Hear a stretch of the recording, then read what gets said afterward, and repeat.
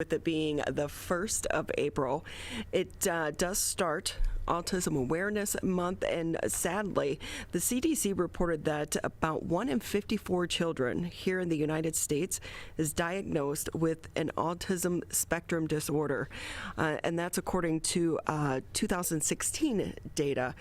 So many people need so much help, and I've wondered and worried about so many of these kids throughout the pandemic, because when you look what we're going through as adults, and for people who could be on the spectrum, it can be especially difficult to adapt.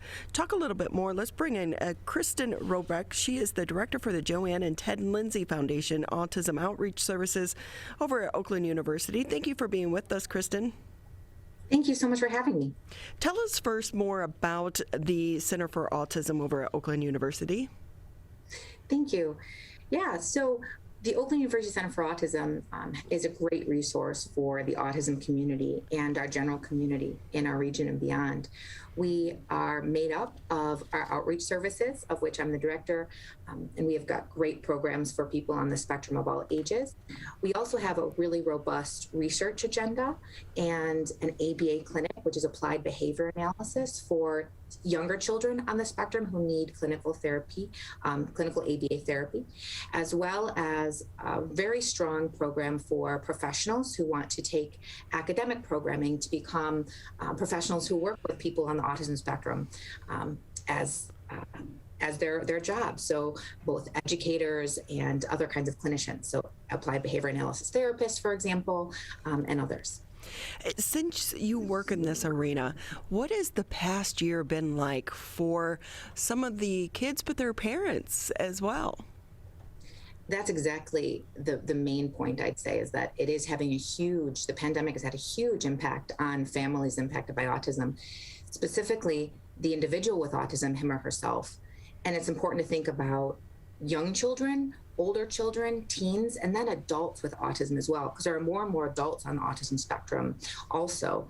And then their parents and caregivers and how it's impacting them. So for example, people with autism typically have challenges in social engagement. And over the last year, we've all been isolated socially and had limited communication opportunities, for example. And all of our routines have been very, very disrupted.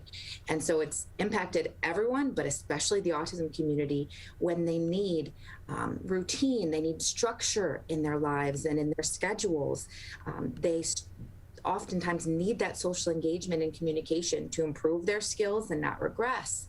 And then on top of that, think about those adults with autism who have maybe jobs, and this pandemic has had a huge impact on them. Oftentimes, the people we work with, for example, might have part-time jobs. Some of them have full-time jobs, and they've been very impacted financially and in their ability to live independently. And then also what you were saying is very true, that parents and caregivers of people with autism have been impacted tremendously as well, because they're just trying to create and do the best they can to create the structure and the routines needed for their loved ones with autism. And it's been so hard, obviously, with changes in therapy schedules and school schedules, although what we've been happy to see is that more and more kids and adults are getting back to what those routines will look like, although nothing is exactly what it had been pre-pandemic. Are you worried that because of the pandemic, some of the advances and improvements some of the people have been making, now they're going to be set back? So we have seen that a little, but what's been really important is, for example, applied behavior analysis therapy is a medically necessary therapy for so many people. And that has been something that has been continued to be offered most of the pandemic. There were a few months where it was not. But there have been, unfortunately, setbacks with many people who are not in that ABA therapy. But schools and parents and families and programs like ours are doing the best we can to help people with autism continue to progress in their skill development and not regress. So as you've been doing some of your work, what do you think is going to be some of the things that, or let me just rephrase that. So as you've been doing some of your work, What are you looking forward to in the advancement of trying to help people with autism in our community? Definitely. So I think first and foremost, I'm looking forward to getting back to be able to safely offer programming in person. Um, that is one of the things that we're hearing from our families. They need so much because of the social engagement aspects, just being in person and communicating in a non-contrived situation. Our families have told us how much their family units have been impacted when they haven't been able to offer their kids all of the different things that they had before the pandemic, even going to school. So I'm looking forward to us being able to provide structure, provide social experiences, and really help them to continue towards independent living, towards more social activities, more sporting activities, things like that we offer through OUCARES as well. Any advancements being made right now in the therapy of autism that you're excited about? So ABA therapy, that applied behavior analysis that I mentioned, is the gold standard for therapy that is offered, behavioral therapy that's offered for people with autism. More and more people are getting trained in the field, and there are more and more mental health professionals as well that I think that's a huge piece, that are being trained in autism spectrum disorder, because many people with autism often also have a comorbid diagnosis. So whether that might be depression or other kinds of things, it's very important that in addition to behavioral therapy, which people with autism often need, there are also other mental health professionals that are trained and able to meet all those growing needs of the autism population. Kristin Rohrbeck with us here on the MegaCast. She's the director for the Joanne and Ted and Lindsay Foundation Autism Outreach Services at Oakland University Center for Autism. Kristin, can we talk a little bit about some of these therapies? Does healthcare help pay for a lot of the therapy so that those that need it can get the help that they need? So there are a lot of different therapies that people with autism spectrum disorders might need. It could be speech. Sometimes it's occupational therapy. Again, like I said, the gold standard for behavioral therapy is applied behavior analysis. But there are a number of different kinds of therapies. And we're really fortunate that in the state of Michigan, especially, our legislators have pushed forward law that have made ABA, that applied behavior analysis therapy, able to be covered on insurances up till age 21. And that's a huge win for our state and the autism population in our state.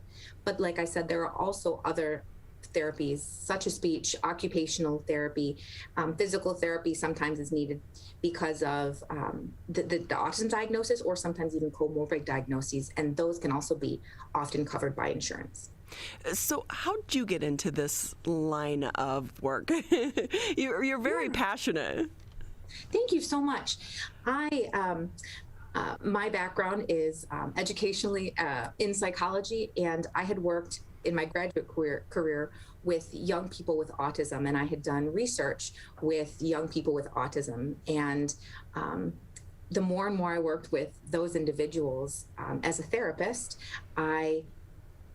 my passion grew, and I realized that I needed to work with families with autism. I needed to do something where I could help make a difference and see the impact that I was making on our families. And so that's why I got into the field. I continued the way that I have been, and I've been so fortunate to be at Oakland University, where autism and helping the autism population is a top priority. And our Center for Autism, as I mentioned, OUCARES has been around since about 2004.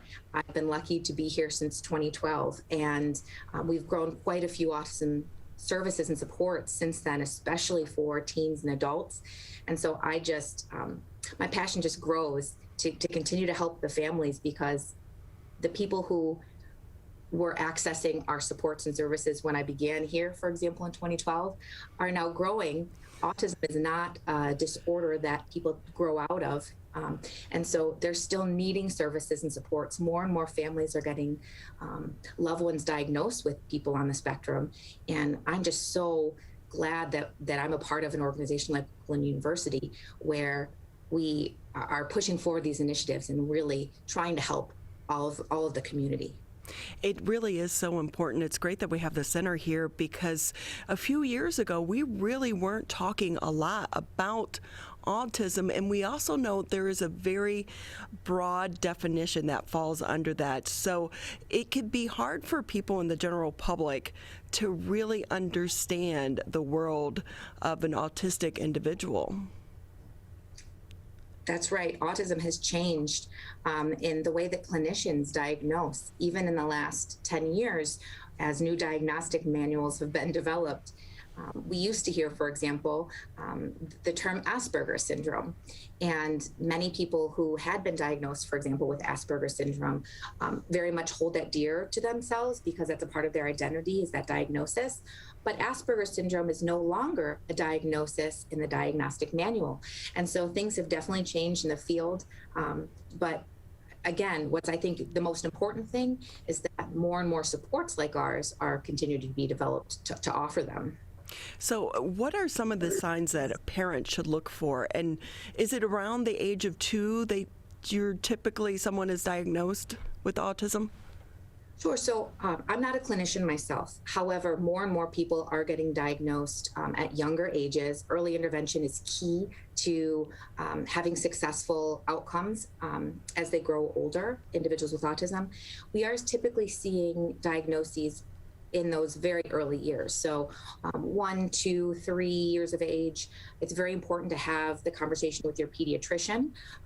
If you're feeling like there might be some differences that might be autism or something similar, anytime you have any concerns, obviously you should talk to your pediatrician.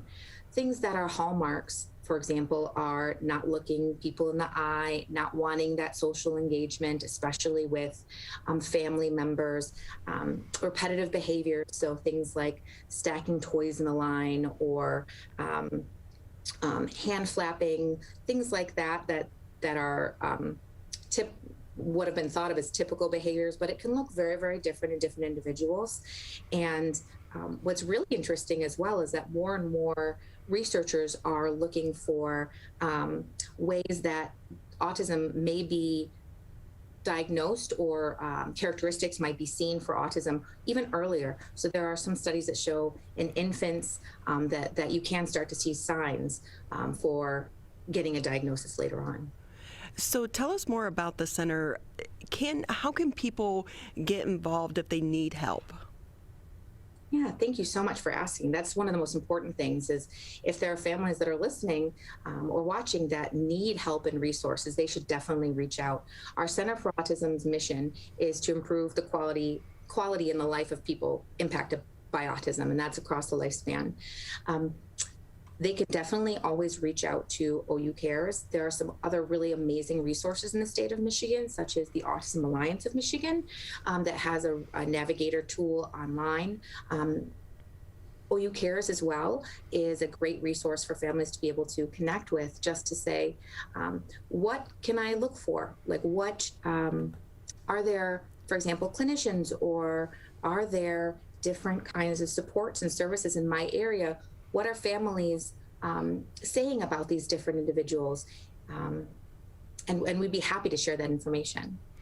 We're talking with Kristin Rohrbeck with us here. She's the director for the Joanne and Ted Lindsay Foundation Autism Outreach Services at Oakland University's Center for Autism. As it is, April is Autism Month. Any special programming you have going on this month to recognize this time? Yeah, definitely. So first and foremost, Autism Awareness Month is in April, and it's so much more than just autism awareness. We've really gone beyond that over the last few years, especially, where autism awareness is still very important. We have moved past just awareness to be all about autism understanding and inclusive practices. So we're very, very excited tomorrow for World Autism Awareness Day on April 2nd to have a kickoff to a virtual series that the Center for Autism is offering. So there's a virtual series with Brian Calley, who is former Lieutenant Governor of Michigan, now Oakland University trustee, who will be giving us a kickoff tomorrow around noon. And then on April 8th, which is next week, we have a great opportunity for individuals who are interested in learning more about the opportunities through Oakland University to become a professional who works with people on the autism spectrum, to come and learn about what it is that we offer academically through our programming. And then on April 15th, we have a really wonderful speaker coming. Her name is Tracy Cohen. She is an adult woman who was diagnosed with autism spectrum disorder later in life. And she will offer her insights into what it's been like to have autism throughout her life and get a later autism diagnosis. And then finally, later on in April on the 22nd, we will have the director of our research area within our Center for Autism talk about recent research collaborations within our center and across institutions as well. Kristin, we so appreciate your time, but all the work that you're doing over there as well. We know families are struggling right now, and it's so great that they have the support and the services from you and your team to help them through not just the pandemic, but also help them navigate their world as an autistic person. So thank you again. Thank you so much. And happy opening day. Yes, happy opening day. Happy opening day and happy Autism Awareness and Understanding and Inclusion Month.